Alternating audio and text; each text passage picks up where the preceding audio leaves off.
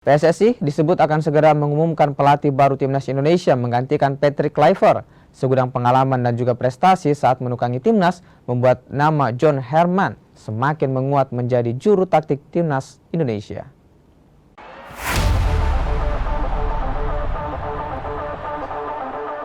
PSSI memastikan mantan pelatih tim nasional Kanada, John Herman, akan menahkodai skuad Garuda mulai Januari 2026. Dikutip dari Kompas ID edisi 20 Desember 2025, anggota Komite Eksekutif PSSI, Ahmad Riyad, membenarkan kabar tersebut.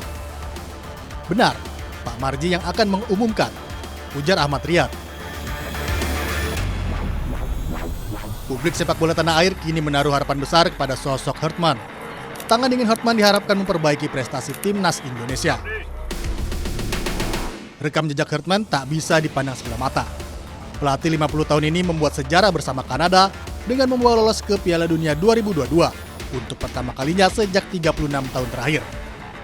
Herman juga membuat tim sepak bola putri Kanada meraih 2 medali perunggu di Olimpiade London 2012 dan Rio de Janeiro 2016. Ia juga mengantarkan timnas wanita Selandia Baru tampil di Piala Dunia Wanita edisi 2007 dan 2011.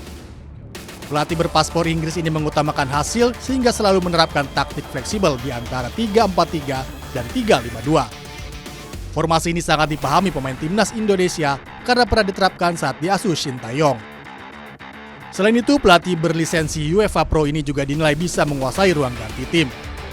Pengaruh Herman dinilai bisa menjaga kondusivitas internal tim. Namun Herman juga memiliki kekurangan yang perlu dipelajari jika nanti ia menahkodai Timnas Indonesia. Herman belum memiliki pengalaman bersaing di Asia.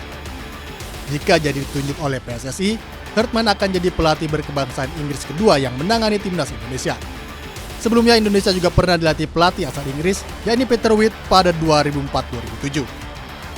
Kini publik sudah tak sabar menanti pengumuman dari PSSI tentang nahkoda baru Timnas Indonesia.